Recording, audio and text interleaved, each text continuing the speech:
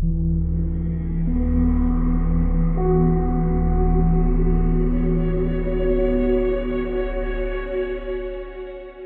tal, amigos? Oye, yo que me dedico a las inversiones, digo, voy a meter el dinero aquí, voy a meter el dinero allí. Acabo de gastarme los 4 euros más rentables de mi vida. ¿Y qué es lo que he hecho? Me he ido a ver un documental que es una maravilla. Documental Hechos Probados. Yo voy a dejarme la piel porque esta agencia tributaria deje de existir. Y la brutalidad con que actúa esta agencia tributaria no va a seguir. Pero no les hemos contado quién es el número uno, quién es el deudor número uno de España. Se llama Agapito, sí, a mí tampoco me suena. Inició una batalla jurídica con Hacienda que duró 25 años y que ha sido su ruina. Lo que han cometido conmigo ha sido una arbitrariedad, es una barbaridad. Si quiere que su interpretación prevalezca sobre la de la agencia tributaria, tiene que lucharla en un campo de batalla muy desigual. Todo tipo de poder autoritario termina siendo arbitrario. Pasa una cosa atroz. Y muchas de las medidas que aplican para luchar contra el fraude lo hacen en contra de los derechos constitucionales de los ciudadanos. Los inspectores tienen retribuciones variables por las actas que levantan. Cuanto más deuda haces que tengan los contribuyentes, con razón o sin ella, más vas a cobrar como retribución variable. Eso es un hecho así de objetivo. Imagínase usted un juez que cobrara en función de las sumas que determinara a pagar en sus sentencias. Yo no me fiaría de ese juez. La agencia tributaria ha puesto una denuncia en la Fiscalía de Madrid al jugador del Bayern de Múnich, Xabi Alonso. El titular era, la Fiscalía pide 5 años de prisión para Xabi Alonso y Gonzalo. Imagínate tu madre, ¿no? O tu padre o tus hijos cuando leen eso. La maquinaria del Estado, la administración, es un ente que es implacable. Entender o asumir como ciudadano que tu agencia tributaria lo único que le interesa es cobrar, no llevar razón. Que al fiscal lo único que le interesa es acusarte, que después pierde y no tiene ninguna responsabilidad. Que el abogado del Estado lo único que le interesa es defender a una agencia tributaria que no lleva razón. Todo eso, ¡paf!, te viene de golpe y dices, ¿dónde estoy? Contra todo esto puedo luchar. ¿Quién nos defiende de los expertos? Porque los expertos tienen que existir, pero tienen que ser responsables. Si no son responsables, entonces cuénteme usted una historia de tiranos que me voy a morir de risa. Palo y zanahoria. Eso es lo que ofrece el gobierno. Vais a Hechos Probados, lo buscáis en internet, que lo ha hecho un tal Alejo Moreno. Eso es una auténtica maravilla. De ese documental os hablábamos hace unas semanas por un artículo que se había escrito en Vox Populi, en el que se hablaba de la historia de Agapito García. Una auténtica maravilla. Pero esperaos, estamos en enero llegan los Reyes. Y a este canal han llegado los Reyes, porque no solamente está hoy con nosotros Emilio Treviño. ¿Qué tal, Emilio Treviño, desde Marbella? Muy buenas, Alberto, pues encantado. Feliz año nuevo para ti y para... ¡Feliz año! Y digo que nos ha llegado los Reyes, porque no solamente tenemos aquí a Emilio y a Alejandro a los mandos, es que además, agarraos que viene, tenemos aquí a Alejo Moreno. Y tú dirás, coño, Alejo Moreno, el del documental. Alejo Moreno, el del documental. Muy buenas tardes, Alejo, tío. ¿Qué tal estás? Bueno, pues encantado de que me invitéis aquí a hablar. Oye, no sabes lo agradecido que te estamos aquí en este pequeño reducto de libertad que intentamos traer todas las semanas algo, que te hayas apuntado a esto, tío. De verdad, muchísimas gracias. No, de verdad que a vosotros, que siempre es un placer que me den espacio para poder hablar sobre este tema, ¿no? Y nada, solamente eso, no solamente eso, sino que además el felicitarte por ese pedazo de documental, pero a ese documental, que nosotros nunca os ponemos deberes, pero esto lo vais a tener que ver, que si no lo viste la otra vez, lo vais a tener que ver ahora. Pues son 5 euritos que luego vais por ahí al cine, lo gastáis 7 y 8 euros, y esto realmente forma. Pero lo que sí queríamos, Alejo, si tienes tú a bien, es que nos hables un poquito de ti y todo lo que rodea ese documental, que se van a ver religiosamente todos nuestros seguidores, Alejo. Cuéntanos un poquito, antes Emilio, en la previa, te hacía una pregunta que a mí me parece súper interesante. ¿Cómo acabas tú en este mundo? ¿Cuál es tu recorrido para llegar a todo el mundo en el que terminas haciendo un documental como este? ¿Cómo es tu historia? Sí, la verdad es que yo no preveía hacer un documental sobre este tema, si te digo la verdad. Pero lo que sí es que yo empiezo, bueno, desde muy pequeño mi pasión era el cine, estaba muy claro que me iba a dedicar a ello, o por lo menos que lo iba a intentar, porque es difícil. Pero en 2006 entro en Días de Cine, que es el programa de la 2, empiezo a hacer crítica Y bueno, pues en cuanto puedo, ruedo un primer cortometraje que se llama La Higuera, y al que le va muy bien internacionalmente, y ya de ahí pues empieza a rodar algunos documentales. En principio pues eran de tema náutico, con una sociedad que tenía en ese momento, y estuve en el Juan Sebastián del Cano, estuvimos también en el Atlántico Norte, con los pescadores de allí y tal, y luego rodé mi primera película de ficción, que es Diana, una película bastante arriesgada, pequeña, que autoproduje y tal, y también un recorrido muy interesante y que dio que hablar, claro, porque el tema era también, en realidad tiene cierta conexión con hechos probados. De hecho, yo creo que ahora si se revisa la película, que sigue estando disponible en Filmin, pues se encuentran las concomitancias en el sentido de que es un análisis del país en el que vivimos también, desde otra óptica, pero que también hay un pozo de análisis de este país tan complicadito y digamos del entorno que nos está dejando la crisis, ¿no? Y hechos probados, pues llegó de manera casual. A priori no podía parecer que tuviera algo que ver con Diana, pero luego revisando una vez terminada la obra me di cuenta de que sí, porque son dos personajes que se enfrentan al poder, sea el tipo de poder que sea. En este caso es el tributario, pero en el fondo estamos hablando del Estado, ¿no? Porque la agencia tributaria no es más que una herramienta del Estado, ¿no? Y en el caso de Diana, pues en el fondo ella también ejercía, el personaje protagonista femenino, ejercía también una especie de mofa al sistema, que en ese caso eran más los medios de comunicación, pero como una herramienta también del poder, al fin y al cabo. Emilio, ¿tienes tú? Te he robado la pregunta. Sí, bueno, porque me interesaba centrar el objeto del documental, Alejo, es una crítica al Estado y a los poderes del Estado con respecto a la sociedad. ¿Es lo que perseguía el documental? Sí, bueno, es lo que se va, digamos que quizás porque uno se va encontrando mientras lo va rodando, se va encontrando a sí mismo, o quizás es que lo tienes dentro, o sea, tienes dentro, sobre todo yo creo que lo que tengo yo personalmente dentro es una tendencia a tratar de mirar las cosas desde otro punto de vista. En este caso sería analizar, bueno, esto que era un estigma, que es que la agencia tributaria te apunte, ¿no? Pues analizar si detrás de eso había realmente un enemigo del Estado, como era Agapito, que merecía un trato así, o si realmente no, si realmente no era más que una expresión de un poder arbitrario. Entonces, poco a poco, eso digamos que yo lo tengo ahí, porque en general mi manera de ver el mundo es que, en general, como ciudadanos, como personas, yo creo mucho en oponernos al poder, a cualquier tipo de poder, es decir, cualquier forma de poder, o por lo menos hacer el esfuerzo de entender por qué hay un poder que nos está oprimiendo y entenderlo en profundidad. Claro, yo me voy dando cuenta conforme voy analizando el tema de cómo se relaciona el Estado en vía tributaria con el ciudadano, me voy dando cuenta que es que es la esencia de la democracia misma. O sea, y es que efectivamente es así. O sea, el origen de las Cortes es ese, es la relación tributaria de los ciudadanos con el poder, fuera el rey o fuera quien fuera, ¿no? Pero es que realmente la economía tiene mucho que ver con nuestra libertad. Estas son cosas que he ido descubriendo, ¿eh? Yo cuando empecé el documental no tenía tan claro todas estas ideas que te estoy comentando ahora, porque el documental realmente ha sido un proceso de experimentación, de búsqueda y de abrirme los ojos ante cosas que no las tenía yo tan claras, o sea, para nada, ¿eh?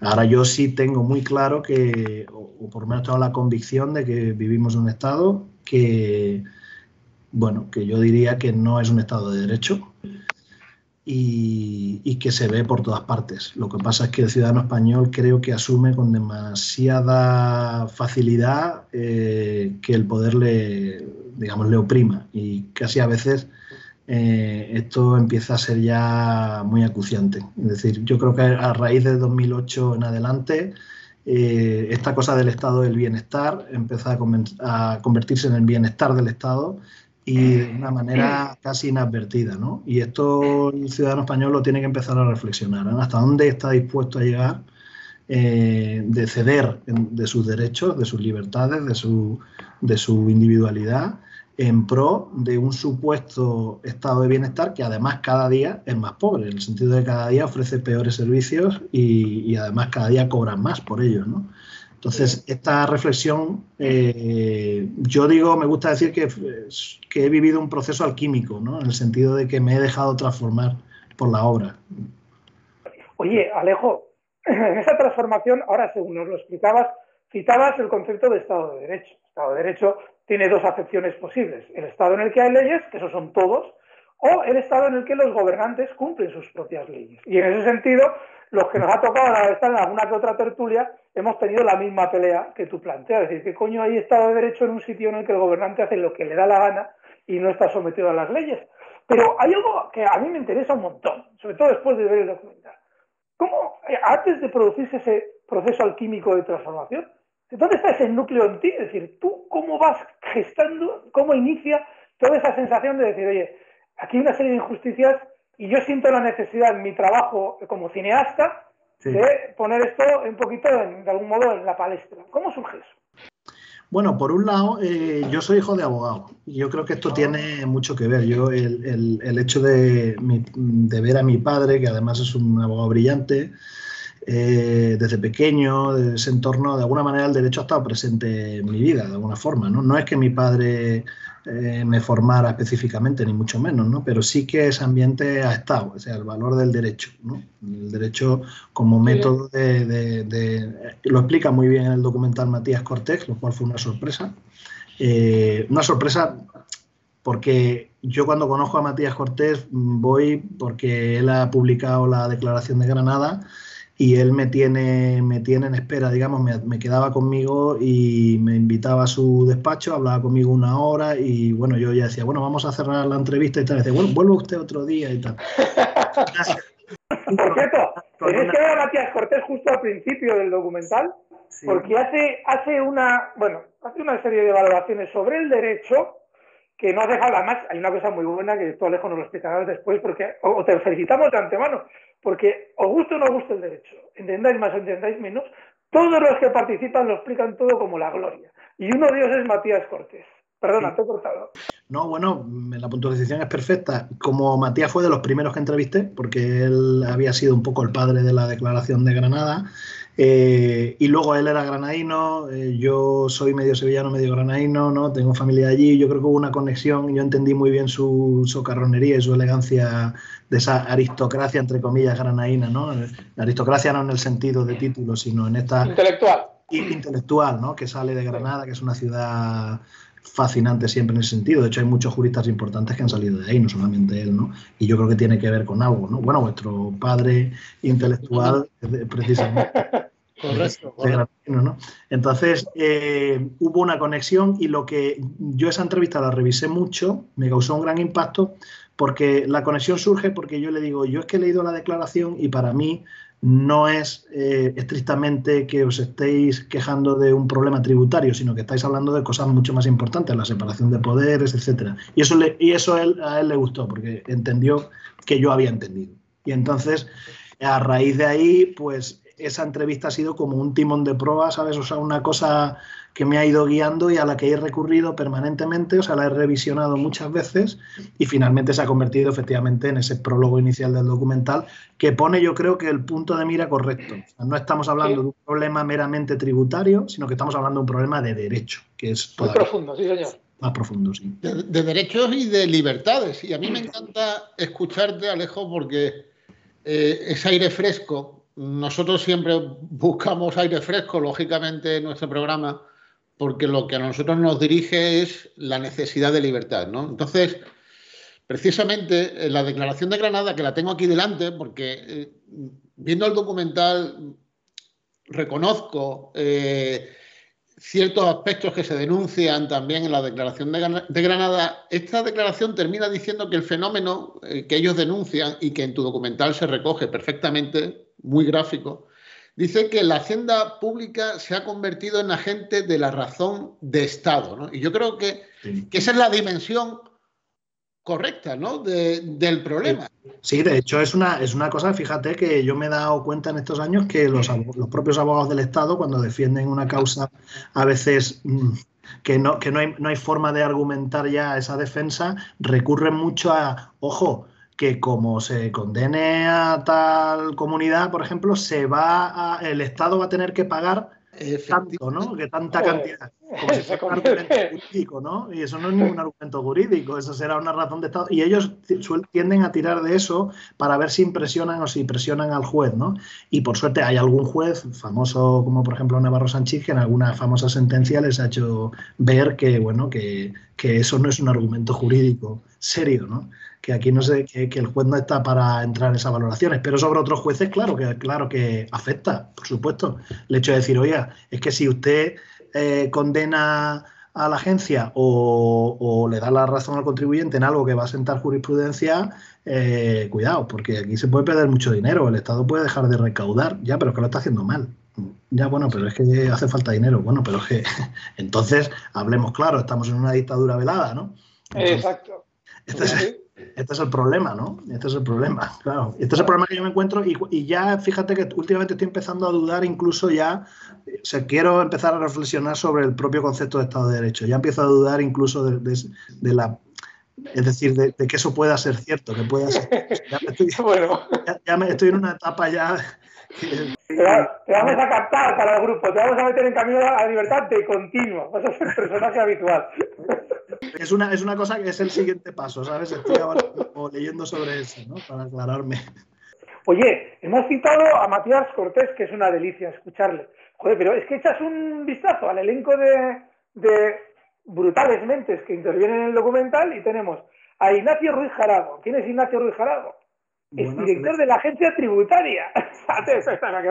¿Qué más? José Manuel Tejerizo, exdirector general de tributos del Ministerio de Hacienda. Bueno, voy a seguir, ¿eh? Joaquín Huelín, exmagistrado del Tribunal Supremo. Sí, esto es como meter el mismo equipo a Messi, a Ronaldo, a Xavi, a todos, resucitamos a Maradona y le ponemos a rematar. Sí. ¿Cómo has conseguido tú esto? Pues con una labor de ser insistente en algunos casos, en otras no hemos tenido éxito, luego también con la ayuda de mi directora de producción, pues llamando... ¿Cómo se llama? Hay que citarla. Laura Lozano. Con gran apoyo en estas cosas, porque además hay que tener cierta manga ancha, y luego además hace 2 o 3 años no era una cosa tan común conceder una entrevista para hablar de esto con una cámara delante. Es decir, esto hay que tenerlo claro. Esto empieza a romperse y claro, ahora tú ves el documental y claro, se ve hecho. Bueno, esto había que hacerlo, ¿no? Y había que conceder esas entrevistas, ir para allá poco a poco. Es decir, que no es que salieran todas, ¡pum!, ¿no? En una semana hicimos todo. No, fue poquito a poco, como se fue pudiendo y convenciendo y tal, también de la solvencia de uno, ¿no? Y además es que yo me preocupé mucho en estudiar derecho tributario, en entenderlo, es decir, que porque tú puedes hacer una entrevista a una persona y no sacarle todo el jugo, ¿no? Porque a lo mejor no estás ni entendiendo la respuesta, que esto es lo que suele sucederle, no voy a decir a todos los periodistas, pero a muchos periodistas sí, que no tienen esa formación y entonces, claro, entrevistan y cualquier cosa que le diga a un jurista, que además suelen hablar bien si tienen nivel, pues se la va a comer con patatas, no la va a poder discutir. Y entonces ahí no hay una entrevista, lo que hay es pues como lames al entrevistado y le dices a todo que sí. Yo adquirí suficiente conocimiento como para poder rebatir, discutir, replantear las preguntas. Todo eso es un trabajo previo. Vamos, yo te confieso que en algunas de las primeras entrevistas que hice, antes de la entrevista me bebí un par de cacharros para ir relajado. ¡Tú también! Sí. Es práctica habitual. Ahora no puedo porque estoy tomando la medicación, pero sí. Hombre, yo además no sabía, por ejemplo, el caso de Ruiz Jarago, en el caso de Welling, el caso de Welling sobre todo, por ejemplo, ¿no? Ha sido un magistrado importantísimo. Pues ahí, hombre, me tuve que ver un par de pelotazos porque, claro, yo primero no sabía que iba a hablar tanto y tan claro. Entonces yo iba con cierto nerviosismo porque... y además, ¿yo quién soy? Pues nadie. O sea, quiero decir, en el sentido de que voy a entrevistar a un jurista de primer nivel, un tipo que desde luego no tengo ni la carrera de Derecho. O sea, quiero decir que la cosa era complicada, o por lo menos yo me la tomo muy en serio, ¿no? Yo cuando empiezo a hacer estas entrevistas ten en cuenta que lo que sí que había hecho mucho eran entrevistas a gente del mundo de la cultura, para directores, actores, no sé qué, pero eso es una rama en la que yo me muevo con mucha facilidad, pero en el mundo de los abogados, del derecho y tal, es otra liga, ¿no? Diferente. Vamos. En cualquier caso, tu padre te enseñó perfectamente perfectamente, porque se te nota esa cultura por el sentido de la justicia, que incluso yo como abogado te puedo decir que hay veces que también no se encuentra fácilmente entre los propios abogados o juristas. Sin embargo, tú estás exponiendo un documental y estás dando claves esenciales para que una persona ajena al mundo jurídico se conmueva ante una realidad jurídica. Absolutamente. Eso que acabas de decir, Emilio, yo antes de que nos conteste Alejo, es absolutamente alucinante el cómo planteas las cuestiones. Es conmovedor. Para que ellos saquen el traje de Superman y digan, no, a este lo mato yo. Es decir, es alucinante el lado bueno que sacas de ellos y cómo lo explican de bien. Perdona, sin más. Sí. No, a ver, por un lado, en el aspecto de mi padre, que además, ojo, sale en el documental, y explicaré por qué. A ver si lo encontráis, ir a ver el documental. Sale porque yo a veces le mandaba, incluso tenía discusiones que él se sorprendía, decía, es que me sorprende porque me hace reflexionar, se me sorprende que sin tener la carrera me haga reflexionar en las cosas que me estás planteando, ¿no? Y entonces él viendo tramos de lo que yo le enviaba, me dijo, oye, aquí hay una cosa clarísima, ¿no? Que nadie comenta en tu documental y tal, y él me lo explicó, que no lo voy a desvelar, pero que también se convierte en una piedra, son muy capital de lo que se cuenta en el documental, ¿no? Y le dije, mira, yo esto no voy a contar a nadie que me lo explique así de bien, porque no sales tú directamente y punto, ¿sabes? Ya está, porque además tienes toda la solvencia de toda tu trayectoria profesional, que es muy grande y que la trabajó para la administración pública, de hecho. O sea, que sabe mucho de derecho administrativo, ¿no? Entonces, digo, bueno, pues explícalo tú y punto. Pero sí, mi padre nunca me ha hablado de derecho en su día a día, me ha hablado de cualquier otra cosa menos derecho, pero de alguna manera, su manera de hablar, su manera de ser, su manera de ver la realidad, analizarla, claro que me imprime a mi carácter. Y de hecho, además te digo, él estudió Derecho en Granada, por cierto. Buena escuela, buena escuela. Buena escuela y además, vamos, primero de su promoción, es una persona muy brillante, ¿no? Entonces, sí, por supuesto ha sido también una ayuda. Y bueno, con lo que decís de que resulte conmovedor, me alegro, porque creo que efectivamente sucede. Y creo que yo, como persona que no estaba vinculada a este tema, he hecho un profundo esfuerzo en entenderlo y en, digamos, darle una narrativa que a lo mejor un jurista no le hubiese dado, porque yo sí soy narrador y un jurista no, ¿no? Claro. Y entonces, en ese sentido, he hecho un esfuerzo muy grande para que el espectador entienda. O sea, pero sin perder rigor, que ese era el reto y eso era lo complicadísimo que me ha hecho quebrarme la cabeza en el montaje. Yo soy montador y monto mis películas y bueno, he estado pues muchísimo tiempo montando, remontando, rodando otro material para, por ejemplo, sale toda esta metáfora de los mecanismos, eso llegó muy tarde, eso lo rodé porque me daba cuenta que necesitaba algo y no sabía exactamente qué era y hasta que no probé varias cosas no funcionaban y finalmente di con esto del mecanismo que ahora... Esa parte artística es preciosa, preciosa. Pues ahora lo ves y dices, qué obvio, ya, pues a mí me ha costado un montón. ¿Será porque pues es preciosa. Pero el caso es que eso ayuda, ¿no? A que se entienda que esto que funciona como un reloj, que son cosas, que son sumandos, porque no es solamente la agencia, intervienen muchas cosas en el documental. Es la agencia, pero es el fiscal que no reacciona como debería, es el juez, ¿entiendes? Entonces se van sumando las cosas y al final concluye en que te arrollan, ¿no? Entonces dices... Vale, o sea, no es por eso, ¿no? No es solamente la agencia. No me gustaría que se quedara como una especie de pataleta contra la agencia, porque para mí no lo es. Para mí es algo que va más allá. Va bastante... Es la descripción de una maquinaria. Está genial. Claro, de hecho nosotros lo que defendemos en nuestro programa, Alejo, es que estamos ante un sistema oligárquico que pasa por encima de los derechos individuales, que no es democrático, que este es el asunto, ¿no? O sea, nosotros lo que estamos es por un sistema democrático, con separación de poderes, representación política, y cuando nos encontramos, en primer lugar, el artículo que comentamos nosotros, que dio lugar a que te pusieras en contacto con nosotros, lo cual aprovecho para darte las gracias, igualmente. No, gracias a vosotros por responder, vosotros igual ni responden. No, tío, oye, mil gracias a ti, joder. Es que nosotros estamos deseando encontrar aire fresco. Entonces, escucharte a ti en el mundo de la cultura del cine español, para mí es un regocijo, ¿sabes? Porque es que... Me alegro, Yo creo que sucede que primero tú dices, de hecho era muy difícil al principio explicar de qué iba el documental, porque claro, una cosa muy árida, ¿no? O sea, a priori muy anticinematográfica, ¿no? Dices, joder, el tributo, bueno, pues no, tiene mucho, yo creo que yo he descubierto que sí que tiene mucho tilín cinematográfico. Pero aparte, para mí, cuando empecé el documental, era sobre todo un interés en construir una narración que diera claves a los ciudadanos para entender qué le está pasando. O sea, porque veo que hay mucho, quiero decirte, sobre todo los medios de comunicación normales o al uso, ¿no? Generalistas y tal, como mucho, como dicen los americanos, mucho gossip, ¿sabes? O sea, mucho ruido, pero no se concreta, y entonces es un terreno abonado para que llegue cualquiera y utilice cualquier excusa meridiana que no tiene nada que ver realmente con lo que está pasando, sea, pues en mi caso, por ejemplo, yo no estoy a favor de la gente que está en contra de la inmigración, etcétera, etcétera, y eso es como un recurso muy fácil, pero en realidad dices, joder, si dentro de casa ya hay unos problemones que realmente son lo que te está, o sea, la opresión que tú sientes diariamente, autónomo, pequeño empresario, lo que sea, la culpa no la tiene la culpa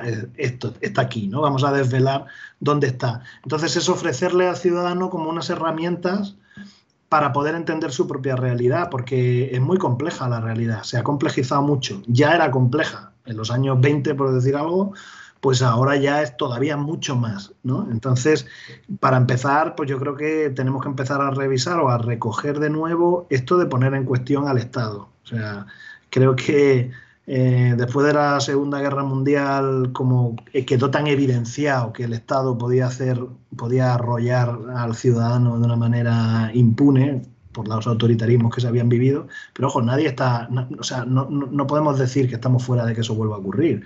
O sea, que con las formas que sean, cuidado. Sí. De hecho, por eso el documental empieza con Kafka y en alemán, ¿no? O sea, es una manera de conectarte con un sonido, que es el alemán, que es Kafka, que todos conectamos rápidamente con algo muy visceral, pero que te remite a una etapa de la historia previa al autoritarismo total, ¿no? Pero que esa etapa previa, ya que era la República de Weimar o el Imperio Austrohúngaro, ya tenía las connotaciones que iban a dar lugar a ese autoritarismo. ¿Por qué? Pues porque, por ejemplo, la República de Weimar pues no era una democracia, era una democracia de aparentes garantías, pero que donde realmente el poder ejecutivo arrollaba al ciudadano, ¿no? Entonces, la gente se siente mal, no sabe por qué, se produce además un momento económico muy, muy complicado, y todo eso lleva al final a comprar teorías bastante banales y bastante facilonas, porque, bueno, es más fácil eso que querer entender la realidad en toda su complejidad. Bueno, has citado la República de Weimar. Ojo, la integración de las masas en el Estado tienen un ejemplo brutal en la República de Weimar. Bueno, pues actualmente en España se produce otro tanto de lo mismo, con todo el sistema de representantes, entre comillas, que no son representantes, no dejan de ser listas de partido de unos individuos que representan al jefe del partido, y eso es lo que conlleva que pueda aparecer movimientos como en aquel momento, cuando hay un odio o un resentimiento derivado de la Primera Guerra Mundial, sucede en la República de Weimar. Y es una reacción a ese odio, en el que se le da el poder a un energúmeno como es Hitler, que luego deriva todo en lo que deriva. Pero hay algo muy interesante, y lo dejamos también ahí, no vamos a hablar mucho. Oye, vosotros, una vez que Alejo nos acaba de explicar cómo se va creando ese tribunal, y da el documental, porque lo que dice del tribunal es tela marinera. A mí me ha dejado alucinado lo que habláis del Tribunal de Estrasburgo, que es al que estamos de algún modo dirigiéndonos, porque es una locura. Así es que ahí os lo dejamos. Sí, claro, es que de repente te ves que hay... O sea, te das cuenta, es decir, en España, supongo en otros países también, pero hablo de España porque es el que conozco, porque lo he estudiado en profundidad con el documental, ¿no? La gran sorpresa es que un ciudadano que nunca ha tenido un problema directo con la administración o incluso nunca ha acudido a los tribunales para solicitar este derecho fundamental que es la administración de la justicia, no sabe realmente en el estado en el que vive. Entonces, solamente aquellos que se han topado con estas circunstancias tienen muy claro que no viven en un estado de derecho, ¿no? Porque ya lo han padecido, ¿no? Y esto es muy grave, porque realmente es que son todas aparentes garantías. O sea, tenemos además un montón de instituciones que son banales totalmente, ¿no? Y en el fondo todos lo sabemos, ¿no? Pero bueno, ahí están, ¿no? El defensor del contribuyente, bueno, Bien. El defensor del pueblo, bueno, es un señor que está ahí, pero vamos, que si vas ahí a intentar a que te asista, pues ves que no funciona, que no sirve para nada, que es una cosa cosmética. El Tribunal Constitucional, bueno, pues si eres Bildu, pues igual sí te atenderán, pero si eres Manolo García, no te van a hacer ni puto caso. Y el Tribunal de Estrasburgo, pues exactamente lo mismo. Es decir, lo que te encuentras es que en realidad no es un tribunal que esté dotado realmente económicamente al nivel de cómo debería estar para garantizar la seguridad de los ciudadanos frente a los estados, y lo que sucede es que admiten a trámite muy poco de lo que les llega. ¿Por qué? Pues porque no tienen recursos para aceptar más, sencillamente.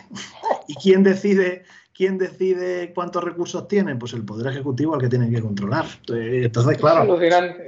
Es que es alucinante. Entonces, al final, no, se dice, bueno, pues entonces pues sucede lo mismo un poco aquí, ¿eh? O sea, hay jueces muy valiosos y que hacen su trabajo como tienen que hacerlo, y bueno, muchos otros que son muy conscientes de que, bueno, de que zumbar o quitarle la razón a la agencia, que al fin y al cabo es quien recauda los fondos con los que se sostiene todo, pues hombre, va en detrimento de todos, ¿no? O sea que en el momento en el que, desde mi punto de vista, en el momento en que el órgano de los jueces no tiene un presupuesto independiente del Ejecutivo, pues si es que no hace falta que nadie llame por teléfono para decir, oye, es que a fulanito trátamelo bien, es que no, esa manipulación se podrá dar y se dará, pero no es necesaria, en el sentido de que, bueno, si el del Tribunal Supremo sabe que estamos en una situación económica difícil y que aquí hay que recaudar, pues no hace falta que le digan mucho. O sea, precisamente, Alejo, por eso está tan bien traído lo del mecanismo que tú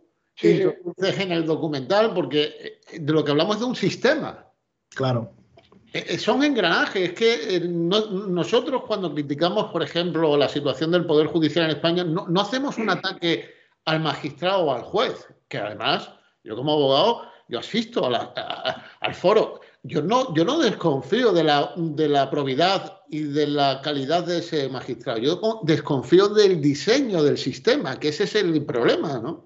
Claro, sí. De hecho, es que hay una cosa que se está produciendo últimamente que, fíjate, es curioso y alarmante. Y es que, si os dais cuenta últimamente, o sea, hay un discurso político contra los jueces tremendo. O sea, ahora se está vendiendo, claro, plantar la semilla de la duda con respecto a la honestidad de los jueces. Están haciendo además los políticos, el Poder Ejecutivo, es ya la carambola perfecta, porque es que ya es desautorizarles por completo, y es realmente lo único que puede garantizar la seguridad de los ciudadanos frente al poder político son los jueces, precisamente. Entonces, claro, pero es el siguiente chivo expiatorio. Es que el problema es que el sistema necesita su chivo expiatorio para cada acontecimiento escandaloso. Claro. ¿Qué ocurre? Que al final el que tiene el dedo acusador es el que se vale de la capacidad de determinar quién es el culpable, ¿no? Claro. Bueno, y además, en la medida en que tú, como bien explica Alejo, a priori ya estás poniendo la duda sobre ellos, ya como sabes que te van a investigar, ya has colocado de antemano a todo el mundo en contra de lo que van a decir. Es decir, que yo igual me he corrompido. Es un trabajo perfecto. Claro, sí, tiene mucho riesgo, porque claro, dice, bueno, efectivamente hay una sombra de duda con respecto a, por ejemplo, cómo se elige el Consejo General del Poder Judicial. Hombre, eso parece evidente, ya lo sé, claro que sí, eso no hay duda, ¿no? Pero cuando se machaca tanto desde los medios, que últimamente se está haciendo mucho, empieza a sospechar, ¿no? O sea, cuando empieza el Poder Ejecutivo a dar tanta caña contra los jueces, yo como juez me estaría muy mosqueado, ¿eh? Porque yo de hecho me consta porque he conocido jueces que les gusta su profesión y que son muy conscientes del valor que tienen en una sociedad, pues esto debería alarmarles sin mucho, y creo que a algunos les alarma. O sea, que esta especie de lealtad institucional, ¿no? O sea, de estar masacrando permanentemente la figura de los jueces, cuando además realmente que los juzgados no funcionen mejor tiene que ver con la dotación económica de la que se les prevé. ¿Y quién decide la dotación económica? Pues en gran medida el Ministerio de Hacienda, ¿no? O sea, al final el ministerio más poderoso. Y también de Justicia, que es otro ministerio que es cosa del Ejecutivo. Pero es una de las mayores aberraciones, que haya un Ministerio de Justicia. Perdón. Claro, pero el Ministerio de Justicia va como a pedir, ¿no? A solicitar. Claro. ¿cuánto nos cae este año? Bueno, pues hombre, nos hemos portado bien porque es la cosa tal. Y entonces, claro, hombre, eso de hecho es una de las cosas que sucede en el caso de la agencia. La agencia tiene gente muy cualificada, muy formada, tiene además la abogacía del Estado de su lado, la fiscalía casi siempre va de su mano y además tiene una dotación tecnológica apabullante. Entonces, a lo que puede acudir, o sea, contra eso, que es un poder tremendo, lo que tú tienes como ciudadano es acudir a un juez cuando puedes, después de un montón de tiempo, y un juez que tiene prácticamente una máquina de escribir de los años 20. Claro, es que es tan desproporcionado tus recursos con respecto a los de la agencia, por ejemplo, en el caso de esa administración, que, hombre, es que salta a la vista que no hay igualdad de armas. No hay igualdad de armas, ¿no? Eso es muy relevante. Pero bueno, como eso se podría decir muchas cosas, ya te digo, yo últimamente estoy convencidísimo de que España efectivamente no es un Estado de Derecho.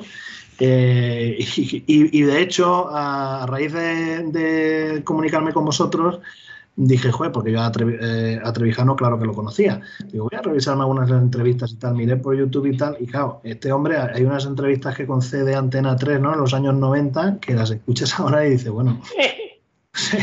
Parece que está vivo y que está hablando ahora. Sí, sí. Lo tenía más claro que el agua, ¿no? Y lo está diagnosticando perfectamente, vamos. Sí. Oye, Alejo, y perdona que me meta en el chafardeo, pero es que estas cosas nos molan. Como no sabemos si te vamos a tener oportunidad de exprimir en otras ocasiones, cuéntanos un poquito de todo lo que hay detrás del documental. Es decir, ¿qué te has encontrado o dónde has encontrado quizás más reticencia para en un momento determinado colaborar o hablando hasta donde puedas? Pero sí, ¿qué es lo que quizás te habría gustado encontrarte de otra manera? Sí, no, hombre, sí se han producido situaciones, claro, se han producido situaciones de, pues por ejemplo, ¿no?, de pues, una persona del mundo de la abogacía, por no dar muchos datos, pero que nos concedió una entrevista hasta 6 veces y la anuló el día antes en muchas ocasiones. 6 veces. 6 veces. Entrevista 6 veces. Literalmente, y la anuló, pues el día antes la anulaba, ¿no? O la semana antes ya decía que no, y luego se la volvíamos a solicitar y tal, eso sí. Y luego también me ha sucedido un personaje muy importante que, bueno, es que no puedo, ya dar un dato que no puedo dar muchos más. Que no sé que se va bien, si puedes. Que tuvo un cargo importante y tal, y conversación telefónica en la que, sí, me da una serie de evidencias y datos que luego le solicito entrevista para ver si me puede decir lo mismo delante de una cámara, y me dice no, porque yo no quiero ahora meterme en follones, ya acabo de terminar mi carrera, yo ahora no sé qué, pero bueno, yo le contacté porque hay un aspecto que el documental no llega a tocar, que no lo llega a tocar porque nadie no lo dijo a cámara.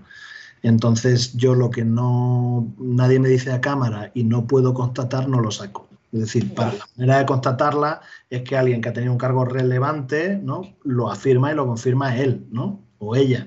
Pero si esto no se da y son intuiciones mías, no lo meto dentro del documental. El documental procura ser súper riguroso, ¿no? O sea, yo estoy bastante... me parece muy bien, por ejemplo, esto que estamos haciendo nosotros es estupendo, ¿no?, el debate y todo eso, pero también creo que hace falta que haya como contenidos que sean no tanto de opinión, sino también que ofrezcan como datos concretos, ¿no? Y esto hay un déficit importante últimamente. O sea, ves La Sexta Noche, ¿no?, y convocan allí a los mismos todo el tiempo hablando y opinando de todo. Que digo, esta gente tiene formación de todo, ¿no? Porque hay una pandemia, saben de la pandemia. Hay un problema tributario, ¿eh? Ahora toca machacar al Rubius, pues, y saben de derecho tributario. Bueno, joder, ¿y por qué no invitáis a gente que son especialistas en el tema, no? Bueno, pues porque realmente esto es un gallinero. Aquí no hace falta hablar realmente en profundidad de las cosas, ¿no? Y eso es peligroso, vamos. Oye, claro, vosotros diréis, bueno, y al final, ¿quién es el protagonista? Oye, es Alejo, pero el protagonista del documental es Agapito García, le hemos citado antes. Claro, tú dirás, ¿y quién es Agapito García? Bueno, tú no, porque tú ya no sigues. Pero ¿tú recuerdas de Bin Laden? ¿Os acordáis de Bin Laden? Bueno, pues Bin Laden fue el enemigo público número 1 hasta el 2013, que lo mataron. Pero a partir del 2013, ¿quién es? Agapito García. Y tú dirás, oye, ¿y quién es Agapito García? Vete al documental. ¿Por qué? porque es uno de los mayores empresarios que hemos tenido en España y que en un momento determinado se le va generando todo el entramado y esa maquinaria comienza a funcionar contra él y llega a una situación efectivamente kafkiana. Ahora, lo importante es una cosa. A mí me gustaría preguntarte a Alejo, ¿tú qué sensaciones has tenido con Agapito? Porque en el documental sale él hablando, has pasado, me imagino, ratos con él. ¿Qué sensaciones personales tienes de él? Bueno, personales. Sí, no te vamos a preguntar lo que ya está en el documental. Sí, no, lo que está en el documental no. Ha habido de todo, porque claro, ha sido mucho tiempo en el que me he encontrado mucho con él y ha habido una relación personal, ya, al final, ¿no? Claro, de mucha proximidad. Y claro, es complicado porque él, como le sucede a la gente que pelea con uñas y dientes y hasta el final contra la administración, que es como pelear, no sé cómo poner un símil, pero bueno, es casi contra el Leviatán, ¿no? O sea, quiero decir... Sí, además la expresión de Hobbes es esa, está muy bien. Es esa, ¿no? Entonces es como contra algo mitológico, vamos, o sea, quiero decir que es una cosa... Pues esto afecta mucho a las personas y Agapito pues tiene momentos de decaimiento muy importantes, donde a veces es difícil tratarle porque está él anímicamente muy mal. De hecho, ha pasado una crisis recientemente muy importante, una crisis anímica y psicológica importantísima. Y estos, pues a veces está en un momento muy lúcido y otras veces está tirado por el suelo, arrastrado en el sentido de anímicamente, ¿no? Que luego es un hombre muy digno en general y todo eso. Pero esto lo hace y luego el mero hecho de estar quemándote permanentemente, ¿no? Como sucede con el personaje del proceso, también te hace un personaje difícil de habitar contigo, ¿no? Porque de una manera estás como, no sé, como obsesionado con el problema. Claro. Y esto también imprime carácter y muchas veces no siempre para bien, para ti mismo. También es muy autodestructivo, ¿eh? Sí, eso... No. Y es de admirar, porque cuando vas viendo toda la historia, dices, ostras, ¿qué cabeza aguanta eso con un mínimo de integridad mental? O sea, es una pasada. Claro que puede tener crisis anímicas, pero que haya llegado hasta esa parte de la pelea medianamente normal, es una cosa para admirar. Hay una frase además justo al final, cuando habla del corazón del Estado y el corazón enfermo del Estado, que es demoledor. O sea, eso además se le ve, es un hombre que ha tenido una pegada en el plano personal, al hablar se le nota. Pues desde aquí le mandamos todo el cariño del mundo, la admiración, nuestra, no sé, condolencias, no sé exactamente qué decir. A ver, él en ese momento de que tú dices, de hecho, sucede de una manera muy particular. Hay gente incluso que me dice, bueno, eso es que estaba preparado. No, es que lo parece, es súper natural, pero es tan cinematográfico que parece que la persona que le está entrevistando, que no está ahí por cuestiones de guía, porque es de Telemadrid, es una periodista. O sea, es alucinante. Perdona. Pues verás tú, es que sucede que es que yo le recomendé justo lo contrario. O sea, fíjate si no estaba preparado, que él me dijo a mí, oye, ¿tú qué sabes de esto y tal? ¿Qué hago? Porque va a haber medios seguramente cuando yo vaya a jugar, no sé qué. Digo, hombre, yo lo que te recomiendo es que no te pares y que si te paras, pues digas dos cositas y para adelante. Y bueno, vale. Bueno, él luego hace siempre lo que le apetece, vamos, hay que decir. Y mismo que en mis entrevistas hablábamos previamente, oye, vamos a ver, tal, y luego desbarraba hacia lo que quería, es decir, es un alma libre, vamos, no, aquí es incontenible. Y claro, ¿qué sucede? Pues cuando llega a las puertas del juzgado, coge esta periodista, claro, para intentar que se pare como sea, es una periodista joven y tal, después, claro, para que se pare, defraudador, y claro, ya... digamos, el tipo se para y le dice, perdone señorita, con toda la rabia contenida, es un hombre muy educado, pero y además un poco chapado a la antigua, y en el sentido de que es una mujer, entonces le habla con toda la educación, pero muy contundentemente, y entonces de repente se convierte como una especie de iluminado y suelta un discurso perfectamente estructurado y con lucidez tremenda. Pero te digo una cosa, cuando yo lo estaba grabando, yo estaba por dentro, me cago en la puta la que la está liando este hombre. La hemos liado. La que está liando aquí este hombre. O sea, y de hecho los titulares, y de hecho en ese sentido llevaba yo razón, porque los titulares del día siguiente fueron el defraudador se hace pasar por loco, ¿no? Cosas de estas así, si fueran así de duros los titulares del día siguiente. Y yo de hecho le eché la bronca cuando salió del juego, dije, joder, Agapito, te dije que no te pararas, o que si te parabas dijeras unas cosas, te has machacado a ti mismo, porque ¿tú crees que pueden emitir en esta cadena todo el speech que tú has soltado? Claro, pues fíjate, ¿no? Pues cuando entonces... se ve realmente el hecho, perdona que te interrumpa, ahí dices, ostras, este tío no puede ser lo que están diciendo. Este tío no puede ser ese defraudador desaprensivo que nos están intentando vender. Claro, es lo que dices tú, que coger el trocito para intentar crear ese estado de opinión. Claro. Lo que sucede luego a posteriori con más serenidad es que yo me reviso el material y digo, joder, pero si esto está muy bueno. Pero en el momento, como digamos, con persona que sabe cómo funcionan los medios, digo, esto es un desastre. Lo van a aniquilar. ¿Por qué? Porque yo sé que en el telediario le van a sacar 10 segundos o 15.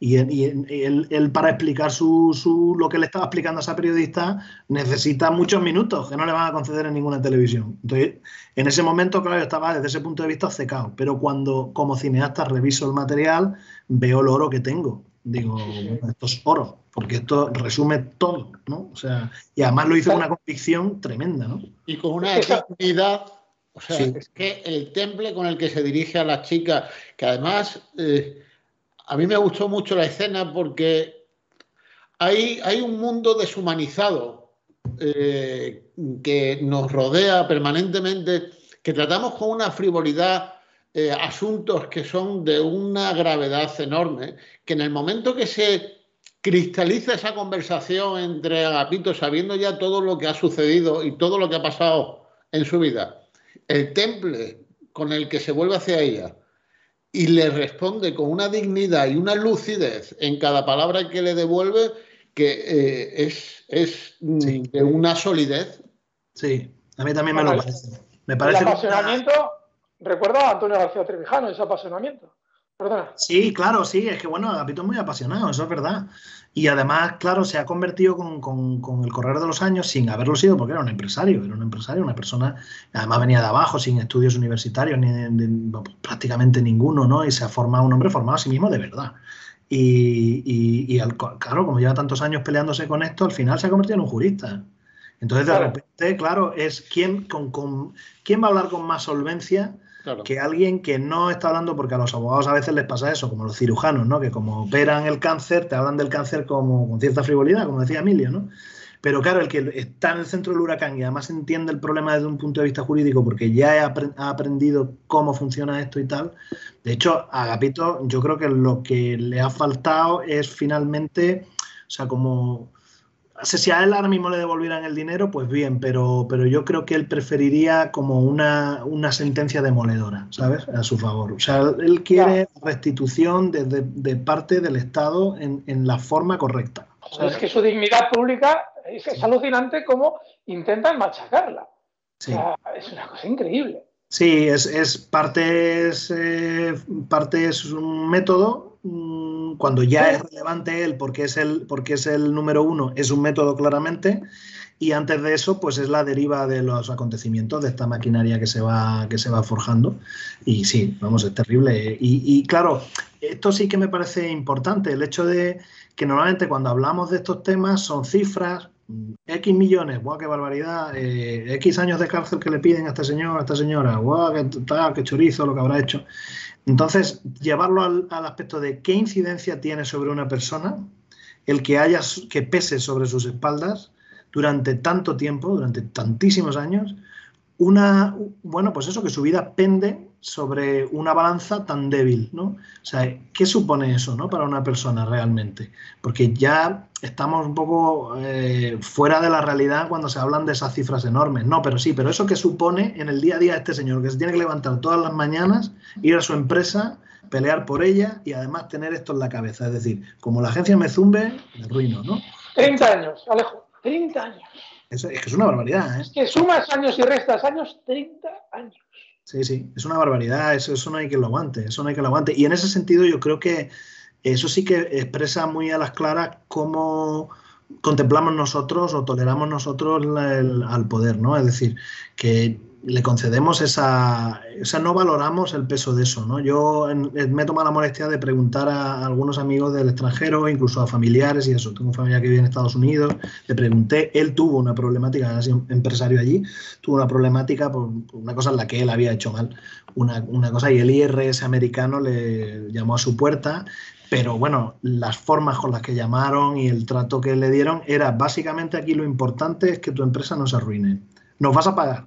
O sea, vas a pagar hasta el último penique, pero te vamos a dar fórmulas para que sigas con tus empleados adelante y sigas adelante. Porque, claro, es así. Eso es una administración que entiende el valor y la dificultad de que una persona durante años monte una empresa y funcione.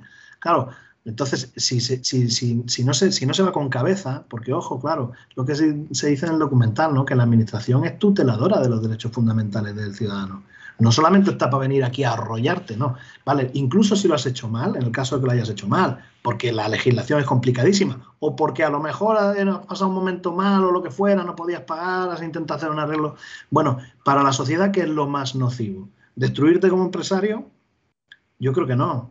Yo creo que de hecho es matar la vaca que te da al final la leche. Efectivamente. Entonces, lo más lógico es decir, bueno, sí, que este señor pague, vamos a intervenirle, no se nos va a escapar. Muy bien, tomen ustedes todas las medidas, pero tómenlas de forma que esa empresa pueda sobrevivir, porque detrás de esa empresa a lo mejor hay 20, 30, o en el caso de Agapito había 1000 empleados, ¿sabes?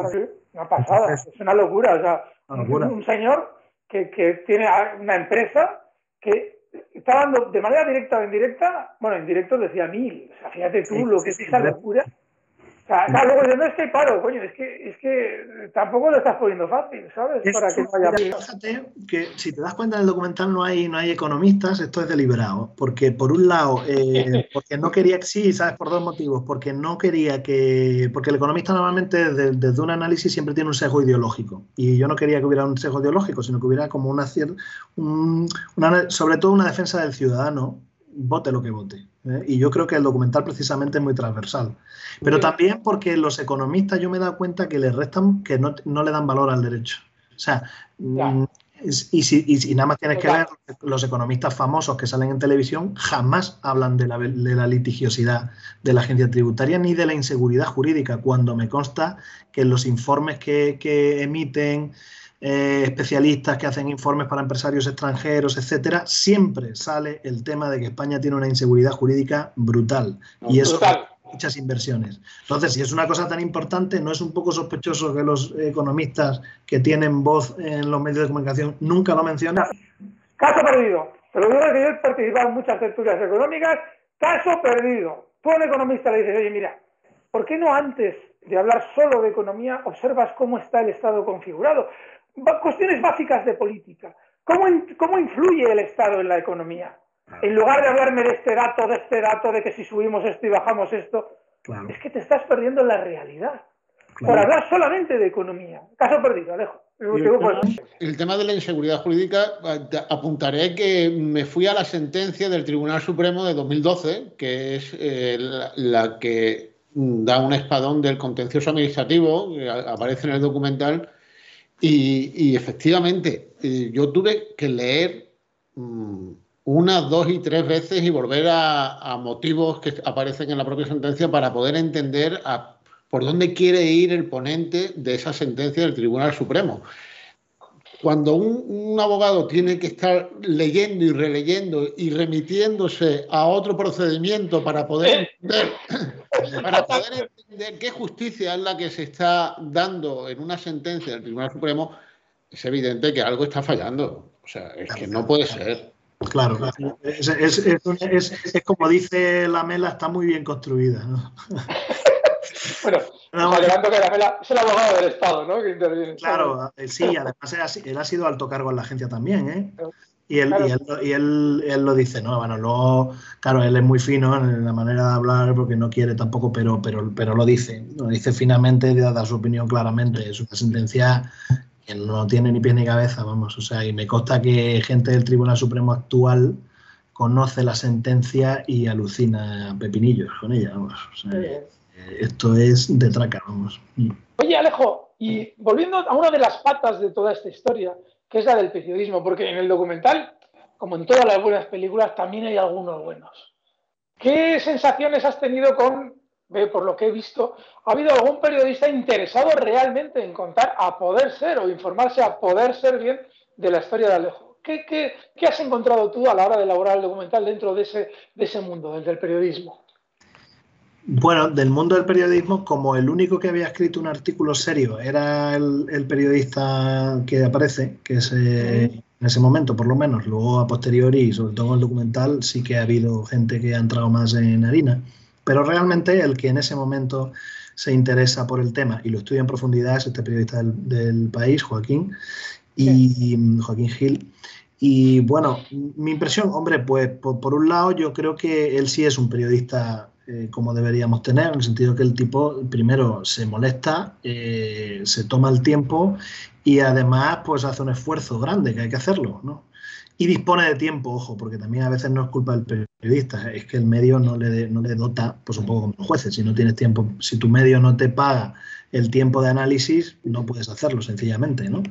Entonces, en ese sentido, él yo creo que habla bien. Ahora, la pega así un poco más, hombre, pues el método por el que le hacen la foto a Agapito, que es lo que le revela ya como ente público, visible, para mí, pues eso ya es más dentro de mi punto de vista. Sí. De hecho, yo no sé.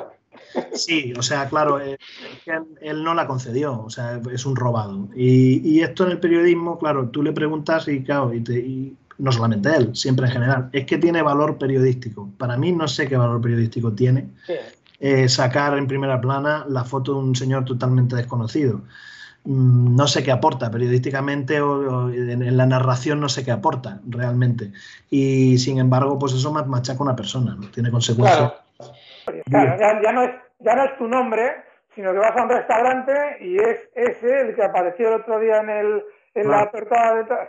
Fíjate que por otro lado ha sucedido también, que lo he presenciado, la cosa en el momento en el que se publica su foto y su nombre y tal, le machaca, porque la gente que no sabía que tenía ese problema, de su entorno, tal, todo el mundo sabe ya en el parque donde va con los perros quién es, tal, de lo que se le acusa, no sé qué, ¿no? Pero cuando pasan los años y tal, y después de este juicio del que hemos hablado al principio, así, que la periodista le saca y tal, él sale en Antena 3 y justo después del juicio, que nos fuimos a comer a un bareto de por ahí al lado, y la gente aplaudía. ¡Qué bueno! Joder, y de hecho, la gente en el bar en el que estamos, la dueña del bar decía: que se jodan esos cabrones. ¿Por qué? Pues porque ¡qué bueno! El pequeño y mediano empresario está tan acosado también, claro, que ya lo ven como... Qué pena de no haber grabado eso, Alejo. Sí, es una pena, es que estábamos ahí con los espaguetis, ¿sabes? Y no había forma de cámara y reaccionar. Esto es lo que tiene el cine también, que uno no tiene una cámara a los ojos y no puede estar grabando todo el tiempo. Pero eso pasó. La gente aplaudiendo, ¿eh? Un cachondeo. Qué bueno, qué bueno, qué bueno. Sí. Oye, sí, Alejo, este documental va a tener una segunda parte. Quiero decir, aquí has levantado el velo de una actividad de una agencia tributaria y utilizo la expresión levantar el velo con toda la intención del mundo. Muy usado. No, pero él sabe, él lo trae por el tema jurídico. Por la doctrina jurisprudencial y, en fin, y todo lo que conlleva eso. ¿Hay segunda parte? ¿Tienes en mente avanzarlo? Sí, se va a ahondar además con personas, con una segunda entrega, quizás no tan grande, un poco más pequeña, en la que estoy trabajando, y en ella va a salir gente más corriente, digamos. Corriente en el sentido no de la valía personal, porque es gente potente, sino corriente en el sentido de que la gente puede ver que ya no es el millonario Agapito, sino que es el de al lado y el otro y el otro, ¿no? O sea, hay funcionarios, gente, incluso eso, ¿no? Lo importante es que en el caso que trato son funcionarios que se sienten completamente defraudados de que compañeros suyos, funcionarios de la administración como ellos, se comporten con esa arbitrariedad cuando ellos tienen que seguir la ley estrictamente, ¿no? Te hablo de funcionarios del Ministerio del Interior, te hablo de sanitarios, te hablo de gente así, ¿no?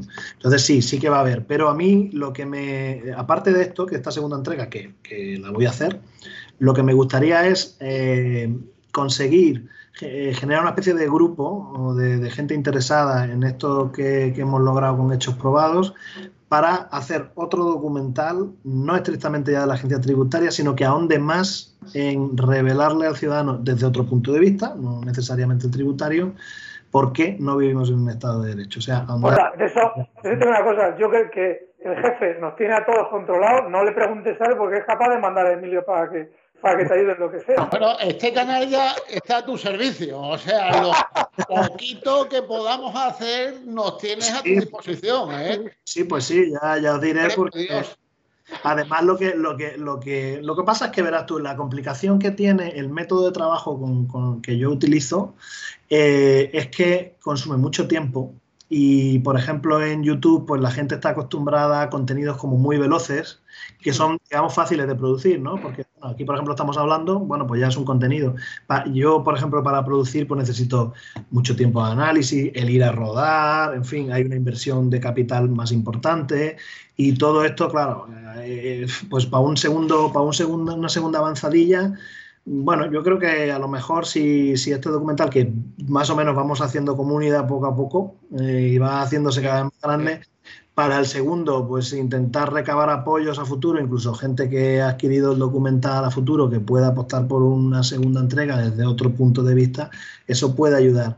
Porque yo me di cuenta de que, por fortuna, estos medios online están abriendo una puerta importante a que se puedan financiar contenidos que estén fuera del alcance de los grandes medios, donde ya es imposible encontrar una disidencia, ¿no? Oye, ¿tú tienes alguna fórmula que podamos aquí comentar en la que se pueda... Hombre, a ver, que vais a ver todo el documental y vais a poner, eso lo sabemos. Pero además de eso, ¿hay alguna fórmula para que podamos, llegado el caso, contribuir de alguna manera? ¿O tienes pensado hacerlo?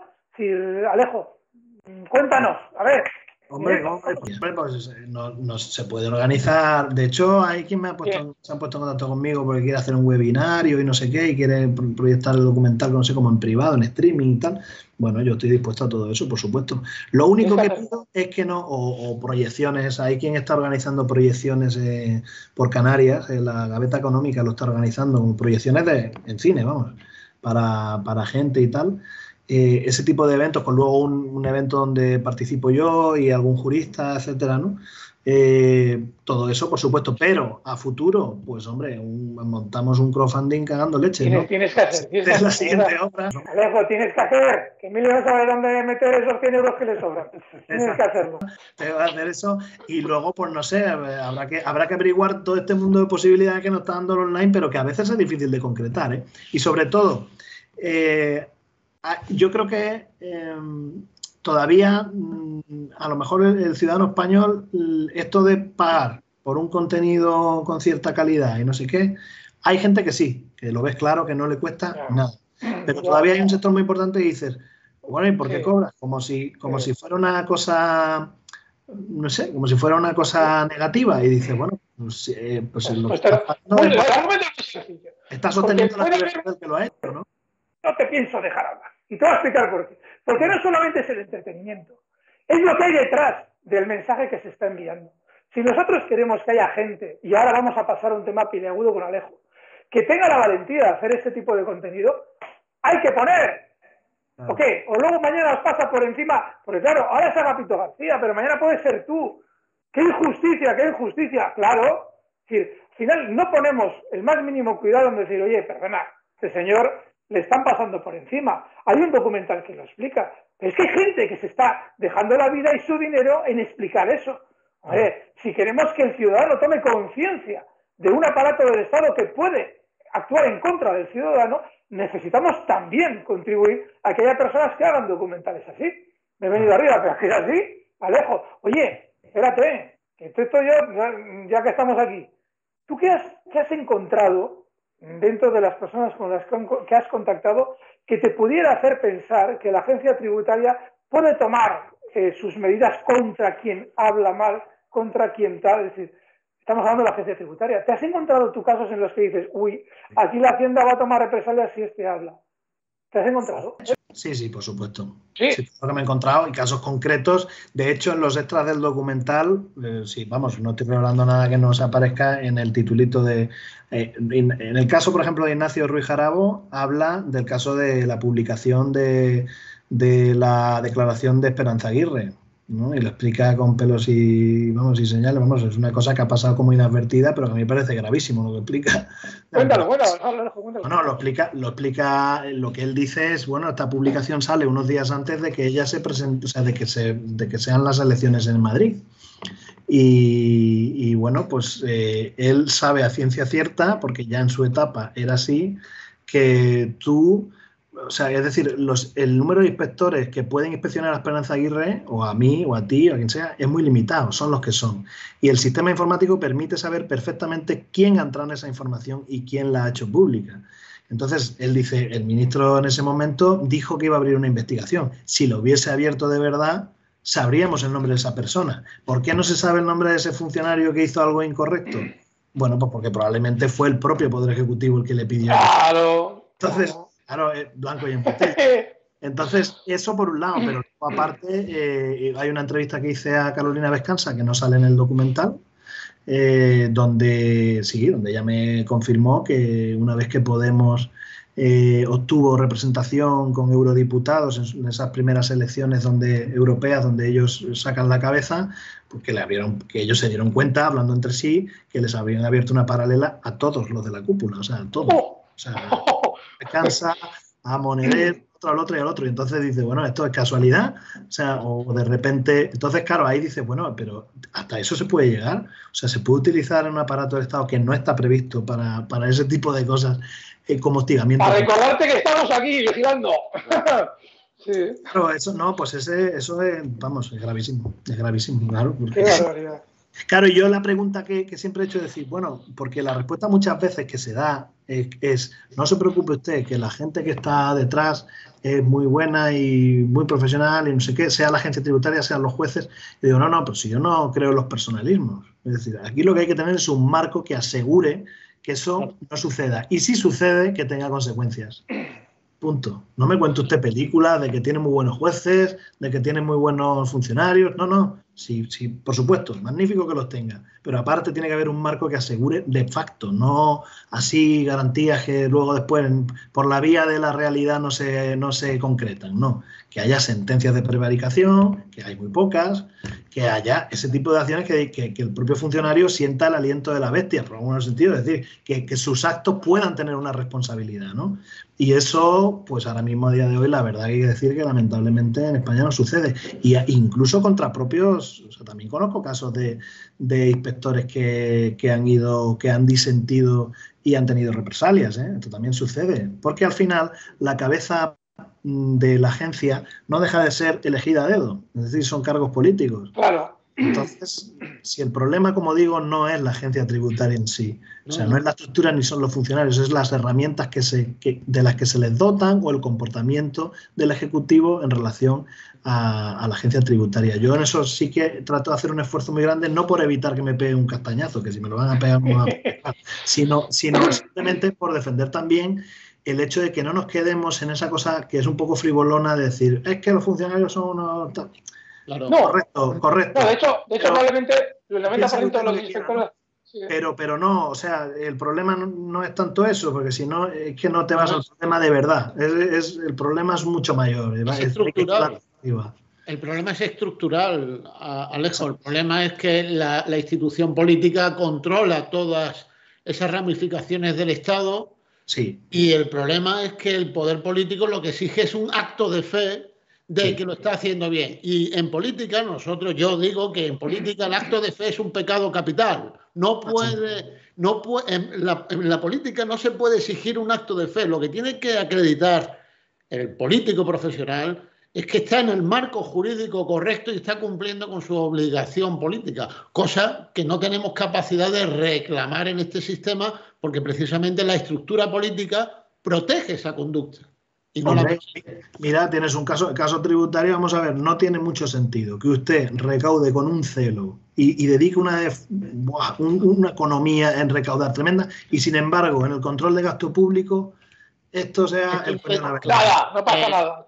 A tope. Deuda y más deuda, sí. O sea, no sé, o sea, es decir, si usted lo que tiene que recaudar salvajemente porque hay un gasto tremendo, pues hombre, también tendrá que revisar cómo y si se está ajustando a la ley, claro, cómo se está gastando, porque bueno, parece que no. Pero no vamos a hacer spoiler, pero en el documental, una de las cabezas pensantes intelectuales explica, cuando se habla con un político y con un ministro, ¿qué es lo que te contestan? Cuando dices, oye, no hay derecho a que estéis haciendo esto. La respuesta es de órdago.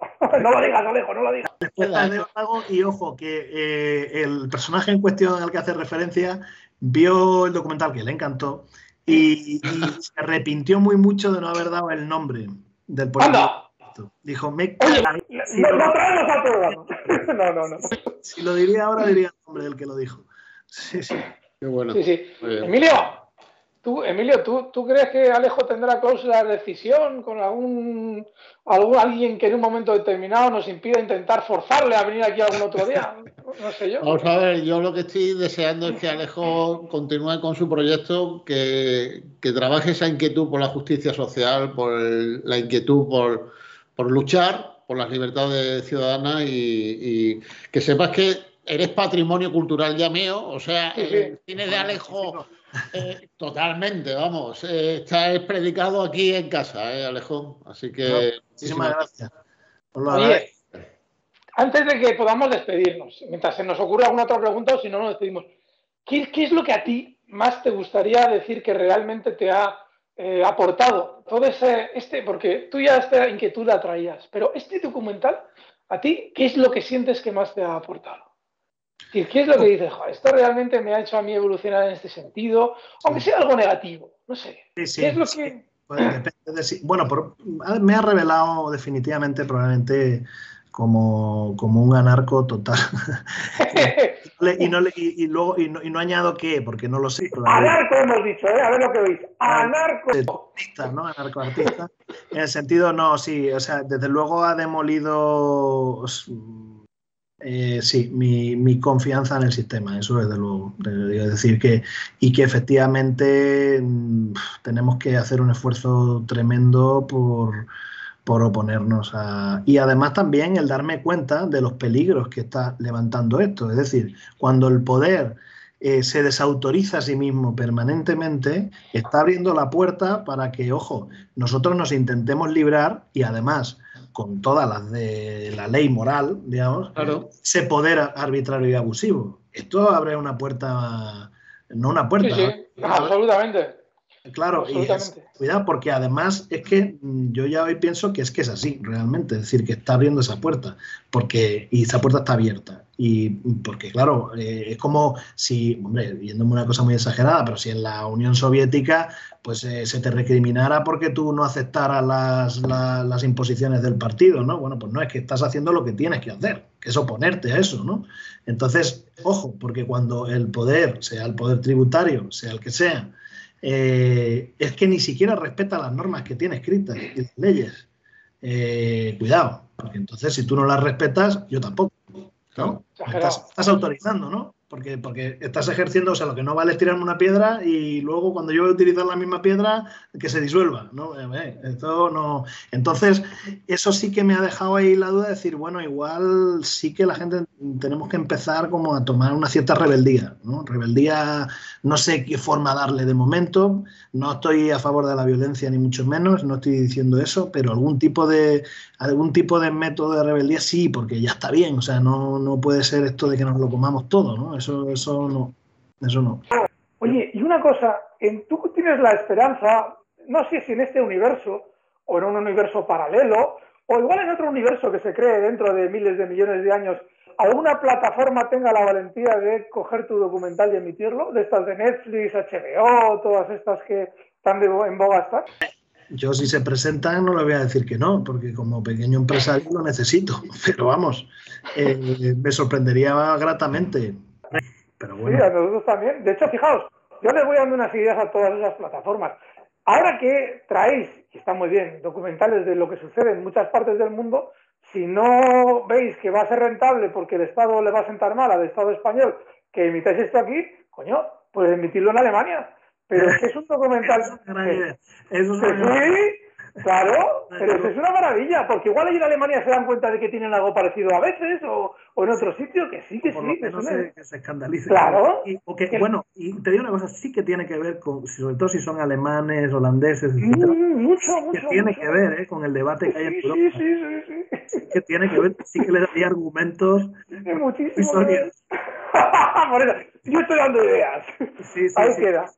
No, es verdad. Y además, sí, ahí hay una cuestión que sería deseable, ¿no? Que sucediera aquí en España, pero no sucede. Y es, tú date cuenta de lo que has dicho, que se porte fuera, ¿no? Aquí en España siempre tenemos una opinión, por ejemplo, de los Estados Unidos muy negativa, porque en los propios Estados Unidos la emisión de un documental crítico con el propio sistema norteamericano es una cosa muy natural. Claro. Y en España es hiper complicado, no solamente producirlo, sino, por ejemplo, conseguir permisos. Mira, para conseguir permisos, aquí hay una anomalía democrática total. Cuando tú intentas rodar en un juzgado, o sea, es prácticamente imposible y depende del juez. El juez te dice que sí o que no, o del jefe de prensa del Consejo General del Poder Judicial, que arbitrariamente te dice que sí o que no. En Estados Unidos es como, bueno, es que las cámaras tienen que poder entrar. Es que eso es democracia. O sea, ¿por qué tenemos algo que ocultar? Esto es una institución pública. ¿Por qué no pueden entrar las cámaras, no? Y entonces, claro, hace unos años, por ejemplo, en San Sebastián se proyectó un documental de un español que hablaba de, bueno, que se metía en los juzgados de menores. Estaba muy bien, no recuerdo el nombre, estaba muy bien. Y claro, los titulares aquí era como, revela a las claras cómo no funciona el sistema en Estados Unidos. Y yo digo, mira, si tú metieras una cámara en un juzgado de menores español, te cagas. Lo que pasa es que como no se graba porque no se permite, no te enteras del país en el que vives. Pero por eso tú tienes la sensación de que Estados Unidos es un horror y lo tuyo es de puta madre. Pues estás muy confundido. En muchas cosas simplemente es porque una cámara no lo graba. Y porque además, aunque lo grabe, nadie va a querer emitirlo. Esa es la diferencia. En Estados Unidos siempre encuentras a alguien que al final le interesa. Siempre hay un frente que le interesa que eso se emita o que se... Entonces hay en ese sentido una apertura mucho más fácil a que se emitan determinados contenidos críticos. Entonces sí, todos estamos muy informados de que allí no hay seguridad social o es prácticamente escasa, todo eso estamos muy informados. Pero lo que no estamos tan informados es lo que nos pasa a nosotros. Porque no es... Yo viendo tu documental, Alejo, me acordé del lema en la Revolución Estadounidense, de la Guerra de la Independencia, el lema que cobró fuerza, uno de los lemas era No Taxation Without Representation. Es decir, las 13 colonias estadounidenses se plantaron frente al Parlamento británico y le dijeron, no pagamos impuestos si no tenemos representación política. O sea... Es el lema estadounidense de la revolución estadounidense, ¿no? Claro, sí, surge ha habido varias revoluciones que han empezado por motivos tributarios. Sí, claro, pero es por lo que decía al principio, porque la libertad tiene que ver con la economía de una persona. Si tú de una persona le quieres atenazar, ataca su economía, no le pegas un tiro en la cabeza, pero se lo estás matando, vamos. Y yo me he topado con casos así, no solamente el de Agapito, ¿no? Gente que, pues si tú tienes tu previsión de decir, bueno, yo quiero mandar a mi hijo a estudiar fuera y he ahorrado ahí toda la vida, de repente te pasa una cosa de estas y chao bacalao. O sea, todos los planes que tuvieras se fuman porque se sucede lo del solver repete, que tú primero tienes que pagar y luego lo discutes. Bueno, cuando tú has terminado de discutirlo, tu hijo ya tiene 35 años. O sea, y esto es muy serio, aunque lo tratemos así como que parece que es de coña, pero la verdad es serio, muy serio. Yo creo que eso en Estados Unidos, o en el mundo anglosajón en general, lo tienen muy claro. ¿Sí? Lo tienen muy, muy claro. El hecho de que, cuidado, oye, que atacar la economía de una persona hay que ir con cierto cuidado, ¿no? Y habrá excesos, o habrá probablemente también a veces arbitrariedades, no lo sé. Pero desde luego a mí sí me consta que incluso tengo amigos que han trabajado en banca a alto nivel en Inglaterra, en Londres, y les pregunté, claro, oye, ¿cómo se...? Y ellos me han dicho a mí, yo no lo he podido constatar porque no me he metido hasta esa profundidad, pero ellos a mí me han verbalizado, es decir, nosotros solucionamos muchos problemas por teléfono en 10 minutos. O sea, siquiera hay está inteligible, no, sino, oiga, usted esto no lo ha hecho bien, tal, no sé qué, pues es que termina la conversación y ya se ha solucionado. Si es que tengo que pagar, si no, si en realidad son ellos los que lo han hecho mal. O sea, de una manera mucho más flexible y mucho más natural, que parece lo lógico. Aquí Emilio denuncia muchas veces, ¿no? La dictadura de esa burocracia en la que solamente el hecho de tener que hacer gestiones interminables y el ponerte fallos formales en todo lo que haces, al final deja en nada cualquier resolución teóricamente a tu favor. Es terrible. Claro. Y además Hannah Arendt, precisamente uno de los elementos cuando estudia el sistema totalitario en Orígenes del totalitarismo, uno de los pilares de los sistemas totalitarios es la burocratización. O sea, es la burocracia. Me alegra que toques ese tema porque vosotros probablemente habéis visto lo que es la peli, pero en el formato serie, cada capítulo tiene un prólogo. Y el prólogo del capítulo 3 sale la directora de la Real Academia, que es especialista mundial en Montesquieu.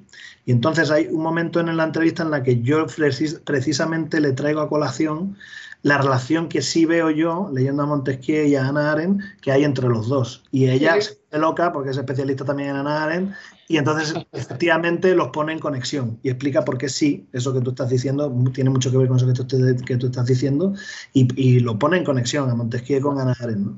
Hay que releer, la verdad es que hay que releer de verdad nuestros clásicos porque realmente muchas veces te hace, o sea, no de oídas, ¿no? Sino tomarse la molestia en profundizar. Dice mucho más de lo que parece.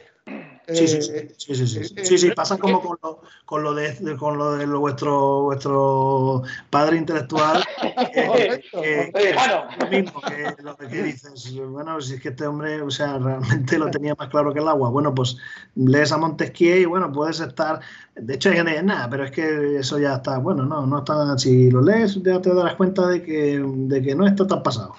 Y de que hay mucha diferencia entre Montesquieu y Rousseau y que cada uno plantea unas cosas de una manera diferente y eso es interesante porque son nuestros pilares intelectuales. Sobre eso, mucha de la gente que leemos se sostiene sobre eso. Entonces, es importante a veces ir al origen porque realmente o sea, los planteamientos, sí, hombre, vale, ya no estamos en el antiguo régimen. Bueno, o igual sí. Con alguna reformilla, pero igual sí. Bueno, pero estáis diciendo algo maravilloso y es muy importante a todos los que nos veis. Cuando se habla de los clásicos, clásico es porque no pasa de moda, es decir, lo que está estableciendo ese clásico es algo que está en la naturaleza humana. Estaba hace 2000 años y lo está ahora. ¿Y qué es lo que sucede cuando en los clásicos decimos, bueno, pero ¿y qué dicen los clásicos? Y yo te pregunto, ¿y por qué probablemente tú nunca has oído hablar de los clásicos o no te has molestado en leerlo? Porque una manera de acallar a los clásicos es no quemando sus libros, pero no hablando de ellos. Es decir, el dejar que no vayáis a la fuente, no la leáis, para que no sepáis o no os deis cuenta de que los problemas que estamos viviendo ahora ya se vivían hace 2000 años, ya estaban resueltos hace 2000 años, hace 300 años, si hablamos de Montesquieu, o hace 50, 60 años y estamos hablando de Hannah Arendt. Es decir, que realmente son problemas que ya están resueltos. Por eso es lo importante de lo que nos dice ahora Alejo. Y joder, es que ya están los clásicos, pero es que no los leemos porque... ¿Cómo me suena muy raro eso? Y además escriben muy bien, es decir, no son aburridos. Es decir, tú te coges obras clásicas de Montesquieu y dices, coño, pero si es que al final es que hasta se entiende con facilidad. Es una maravilla. El espíritu de las leyes. Ahí sí da ello. Claro. Sí. En el caso de Montesquieu además es muy fácil leerlo. Sí, la verdad es que esto, yo no sé, a veces me pregunto si está previsto o no, pero desde luego una de las cosas que me ha abierto el documental es a leer a otra gente, a leer mucho. Claro, ahí, por ejemplo, yo no estaba muy familiarizado con Escotado, pues descubrí a Escotado, me fascinó mucho con este señor. Los enemigos del comercio me parece una obra fundamental. Sí. Historia General de las Drogas, para mí, que la leí en el 96, 97, si no me equivoco, de Escotado, para mí fue una revolución. Sí, es que él es revolucionario, es un hombre profundamente, o era, por desgracia, profundamente revolucionario. Sí, acaba de fallecer.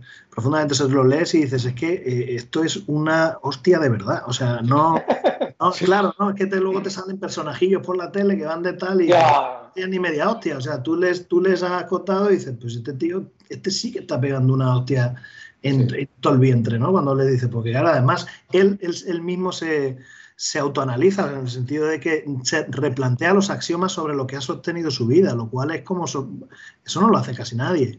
Casi todo el mundo está muy cómodo con lo que piensa todo el tiempo, ¿no? Y no se replantea, y este sí que lo hace. Pues aparte de él, pues otros muchos, ¿no? Y entonces lo que me he dado cuenta, por ejemplo, efectivamente, ¿por qué en las escuelas se estudia lo que se estudia? Una cosa que nunca había... Pues al final porque estás estudiando ideología del Estado. Es decir, ni más ni menos, sí. ¿Por qué no te enseñan unas nociones de derecho tributario para que puedas defenderte como ciudadano? Porque no me parece una cosa muy racional. ¿Por qué no? Tampoco lo puede entender un chaval de 15, 16 años. No me parece... Claro, lo que Totalmente. Es el mare magnum de leyes, pero lo que sí que puede entender son las nociones fundamentales de sus derechos. derechos. Doble imposición, el principio de evitar la doble imposición, es decir, que te cobren 2 veces un impuesto por el mismo hecho, que se hace de manera indirecta, véase sucesiones, donaciones, es decir, los principios del derecho tributario están en nuestra vida continuamente, te dediques a lo que te dediques. Yo que me tocó a mí también, lógicamente, durante la carrera estudiarlo, eso es una maravilla, que un chaval de 14 años tenga una noción básica de por qué esto no tiene sentido. De sus derechos, y que esto es lo sorprendente, porque a mí por ejemplo, hubo un periodista importante además, que en la entrevista luego no lo sacó, pero sí que me preguntó, ¿y tú no te preocupa que este documental sea visto como un documental de derechas? Y me quedé así pensando un minuto. ¿Y derechas? Y dije, mira, si la izquierda tiene un problema con el derecho, pues entonces intuyo que sí. Ahora, si la izquierda tiene un problema con el derecho, pues tendrá que hacérselo mirar, claro. O sea, porque entonces el problema lo tiene la izquierda, no lo tiene mi documental. Documental de derecha. O sea, de lo que habla el documental es de las garantías de los ciudadanos. O sea, no...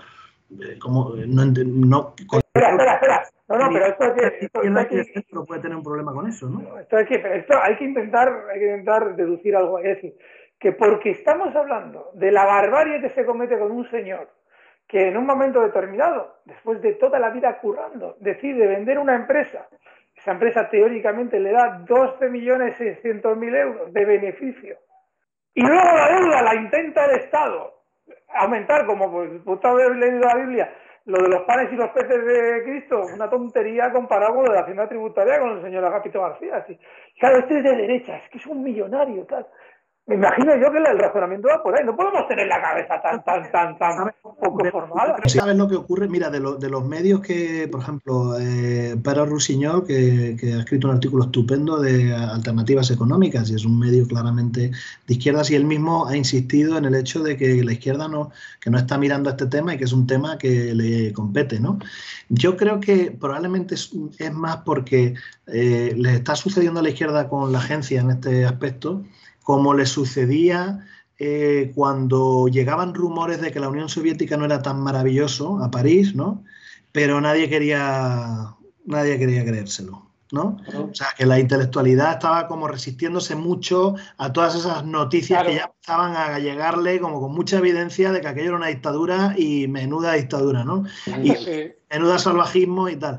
Y estaban como... Y yo creo que la agencia, como ha calado tanto, que se supone que es para que haya hospitales y colegios, pues claro, cuestionar eso, eso cuesta mucho, porque claro, es que entonces tengo que desmoronar una serie de preceptos aparentemente que tengo sobre lo que es construido mi concepto del Estado, que es que duele mucho. O sea, intelectualmente duele mucho. Entonces yo creo que ese es el problema por el que él iba, ¿no? Es decir, porque tú estás cuestionando cómo se recauda, y claro, aquí cuando hablamos de recaudar hablamos de hospitales y colegios públicos, y yo no estoy diciendo que no se recaude en el documental. Yo no estoy diciendo que no esté muy bien que haya un sistema que garantice que la gente tenga un acceso a una educación, que tenga no, pero claro, lo perverso es que tú no te cuestiones si se está gastando realmente bien ese dinero, ¿no? O sea, eso es lo perverso, porque yo creo que en eso, por ejemplo, un político como Anguita lo tenía claro. Yo le escuchaba a Anguita en entrevistas decir, por ejemplo, que un Estado no se puede endeudar. Eso se lo he escuchado yo a él. Que todo eso tiene un peligro muy grande porque es perder soberanía. Es decir, todo ese tipo de cosas, no sé por qué de repente la izquierda se ha deshecho de eso y ya no entra dentro de su dinámica. Oiga, sí, está muy bien recaudar, pero tiene usted que gastar con raciocinio, porque si no usted no sirve a los intereses de los ciudadanos. Y se supone que para eso está, ¿no? Sí, pero Alejo, yo aprovecharía para hacer la reflexión inversa también. si tú te pones a pensar que un gobierno que supuestamente tenga una ideología de derechas aplica la presión fiscal que aplica a sus ciudadanos, dices tú, bueno, ¿cómo es posible que estén defendiendo una ideología supuestamente liberal o de lo que se llama derecha cuando están aplicando una presión fiscal sobre el ciudadano insoportable? Por lo tanto, tú fíjate que se desdibuja todo, tanto a izquierdas como a derechas, no encaja nada desde el punto de vista ortodoxo. Pues verás, porque a lo que he llegado, y aquí estamos llegando a una cosa muy interesante, es que... Empieza la entrevista con Alejo. Aquí empieza la entrevista realmente. Y es que lo que hay es una ideología de Estado, que eso es lo que protegen derechos de izquierda. Es decir, que al final los del Partido Popular son tibios socialdemócratas conservadores, en el sentido de que están veladamente en contra del aborto, lo de los gays sí, pero no, o sea, cosas así, ¿no? Pero realmente están muy a favor de cómo suceden las cosas. De hecho, porque ni siquiera Vox está replanteando, oye, ¿cómo funciona el Estado? ¿Cómo está? No, te hablan de eso, de lo de las autonomías, los nacionalismos, que al final no es más que otra vez esta cosa del Estado. Queremos el Estado más grande, queremos... nadie está diciendo aquí realmente vamos a ver cómo puede ser un Estado más adelgazado y más racional. O sea, no hay verdaderos liberales ahora mismo en el debate político. Ni verdadera izquierda, porque es que no hay libertades si no se hace cumplir el derecho. Por lo tanto... Es que claro, sí, bueno, es que por eso digo que lo que a mí no me queda claro a día de hoy ya, viendo las reacciones que veo a veces de gente de izquierda, es si realmente se creen en las libertades o no. Pues lo mismo no. Es decir, porque cuando hay evidencias tan grandes de que hay cosas que no se están respetando y a ti eso te la bufa, pues bueno, pues entonces tú podrás ponerte una camiseta de, yo qué sé, con los colores de la República, pero vamos, que a efectos prácticos te la suda, vamos, o sea, si aquí se pisotean las libertades individuales o no. Entonces, ¿a mí de qué más me da tu estética? ¿Qué más me da tu supuesta verbalización de que estás a favor de los y luego después tienes noticia de que hay cosas que el Estado está arrollando y te da igual? Porque lo que prima es el Estado. Entonces, eso es lo que está sucediendo. Que en España lo que prima es la idea del Estado. Y eso es lo peligroso. Porque la idea esa clave... ¿Del Estado para qué? Claro. Es decir, una cosa es el aparato organizativo y es normal que tengamos un aparato organizativo. Y otra cosa es que alguien se adueñe de ese aparato organizativo y si él le place o le interesa, lo utilice en contra de los ciudadanos. Es una maravilla. Claro. Pero por eso lo que te digo es que al final son todos tibios socialdemócratas. Esto me encanta. En el sentido de que, pero no creo que, porque por ejemplo, como el gran escotado decía que era socialdemócrata liberal, ¿no? Y yo entiendo muy bien lo que quiere decir. Hay una parte o bueno, creo que entiendo muy bien lo que quiere decir, porque a mí me sucede con el liberalismo que a veces dice, joder, en el discurso, o por el liberalismo actual, ¿no? O por lo menos público, vamos a decirlo así. A veces parece que se centra mucho en el egoísmo, ¿no? Y hay una cosa que no es eso, ¿no? Realmente es como gente que debería estar pensando que precisamente el adelgazar el Estado ayuda al crecimiento de la gente, ¿no? Es eso exactamente, ¿no? Es decir, que el Estado es útil cuando es útil, pero cuando se convierte en una especie de monstruo que acaba yendo contra las libertades individuales, pues entonces, ¿Estado para qué? Es decir, pues entonces ya pierde totalmente el sentido, hemos perdido la noción, porque para eso, oiga, coloquemos a un tirano, que ya sabemos todos que es un cabrón, y por lo menos será más fácil combatirle.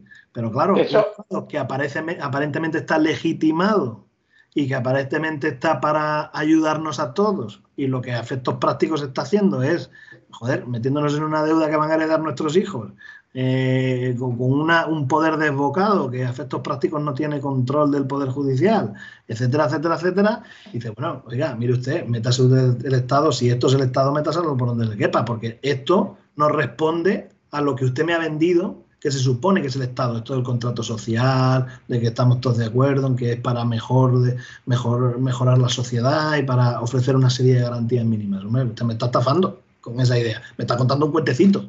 De hecho, comienza el discurso con que al que piensa que el liberalismo es una idea razonable a la hora de mover la economía, se le coloca como si fuera capitalismo salvaje, no liberalismo. Es decir, no, es que, claro, al fin y al cabo, la economía tiene muchos mecanismos para autorregularse. Es decir, cuando hablamos, Pero claro, no, es que al que dice o habla bien del liberalismo, dice, no, eso es porque quieres explotar. No, explotar es capitalismo salvaje. Y está bien que el Estado tenga sus mecanismos para evitar los efectos del capitalismo salvaje, pero eso no tiene nada que ver con el liberalismo. Pero bueno, nosotros en principio no hablamos de liberalismo aquí, hablamos de libertad política, pero sí es importante que para hablar del liberalismo antes quitemos la fuerza del Estado más de la cuenta, la que tiene, para que en realidad se pueda hablar de si debe haber o no debe haber liberalismo. Perdona, Alejo. Sí, no, pues eso, que efectivamente, o sea que es curioso cómo, o sea, es que yo creo que hay cosas que no son casualidad. El hecho de que, por ejemplo, la palabra liberal haya ganado una connotación tan negativa en España, cuando España tiene una tradición de intelectuales liberales importante, es decir, que tiene en su pasado remoto, pero la tiene.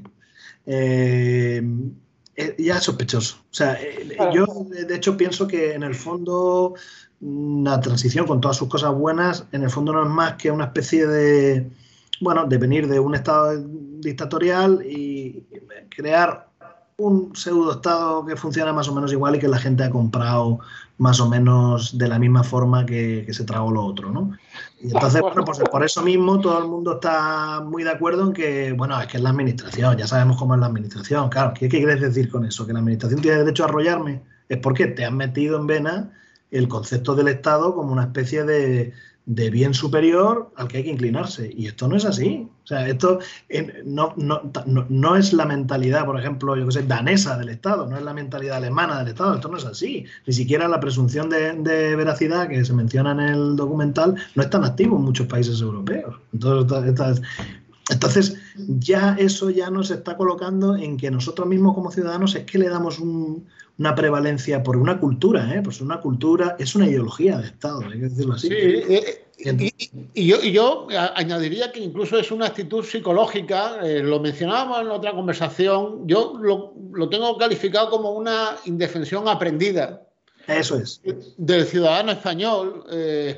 El ciudadano español, al menos lo que yo observo, es como hay una resignación de que nada de lo que pasa tiene arreglo. Y entonces te reconoce todos los atropellos que le puedan pasar a cualquier persona, incluso a él, pero hace así, se encoge de hombros y sigue resignado. Y eso es una impotencia que lo que nos lleva es todavía a mayor decadencia, que es, por eso a mí me encanta escuchar tu actitud, tu disposición a reaccionar ante esta injusticia, y es lo que hacemos muchos de los que estamos en YouTube, entrando de esta manera, ¿no? Un poco sin saber a cuento por qué yo estoy aquí ahora mismo compartiendo un programa con dos personas, pero es eso, Alejo, es reaccionar ante esa indefensión aprendida de la sociedad. Sí. Además, es que esto solo puede conducir a peor, ¿eh? Claro. Antes habéis dado una clave muy importante. Y es una clave que debe quedar un poquito de final, ¿no? O por lo menos dejar la conclusión. Cuando habláis de Estados Unidos, habláis de un Estado, un país, en el que hay sociedad civil. Sociedad civil siempre se explica, ¿no? Es decir, joder, es que en las películas de Estados Unidos al final llega la sociedad civil y cuando todo parece que está fatal aparece un juez con valentía que pone las cosas en su sitio, aparece un abogado que lucha más de la cuenta por conseguir que a una persona, pues ya sea un negro porque le tienen al tío totalmente discriminado y le van a hacer la vida imposible, no le pase lo que otros impresentables quieren que le pase, que a una persona con pocos recursos no le pase por encima un fiscal que quiere en un momento determinado también cometer una injusticia, es decir, sociedad civil. Y esa sociedad civil son personas como Alejo, y como Emilio, y como Alejandro, y a mí en lo que me toque, es decir, gente que decide que, ostras, dices, esto hay que hacer algo, tío. Bueno, hay gente que hace como Alejo un documental que vais a ver ahora, que seguro que habéis parado este vídeo para ir a ver el documental y ya os lo sabéis, y sobre todo mandárselo a quien podáis, transmitirlo, difundirlo, porque es muy importante que eso se sepa, que se vea lo que puede pasar si no luchamos por lo que es nuestro, que es la libertad, en esencia. Así es que no sé, Alejo, yo, que me da cosa despedirte, estamos tan a gusto, pero estamos muy a gusto, pero efectivamente si no es todo mejor, claro que dice, qué largo. Así que, pero vamos, que me parece un punto y final con el que estoy muy de acuerdo, o sea que me parece bien, como punto y final. Nos faltaría un vino para terminar de subir. ¿Sabes, Alejo, que está pendiente ese vino? No sé cuándo será, pero tiene que darse, tiene que darse. Pues nada, oye, Alejo, que sabe nada, que nosotros a los artistas, yo por lo menos, a los tíos que hacéis documentales tan chulos como ese, os imagino en vuestro momento de inspiración que te estamos robando tiempo, tío. Así es que te vamos a dejar, te agradecemos un montón el rato que te has echado con nosotros y todo lo que hemos aprendido contigo, además del documental, y que un fortísimo abrazo, mío. Muchísimas gracias. Igualmente, muchas gracias a vosotros, de verdad. Y oye, Alejo, un abrazo muy fuerte y una satisfacción enorme. Muy bien, pues nada, ya cuando me pase por ahí, oye, que yo por Málaga alguna vez paso, ya sabes que te voy a llamar. Por supuesto. Ese vino está pendiente. Muy bien. Sí, muy fuerte. Oye, y nada, Emilio, también gracias por estar aquí y por ayudar a hacer posible esto. A Alejandro también, que le tenemos a los controles. Y nada, que no os quejaréis de regalo de Reyes. Venga, fortísimo abrazo, amigos. Hasta luego.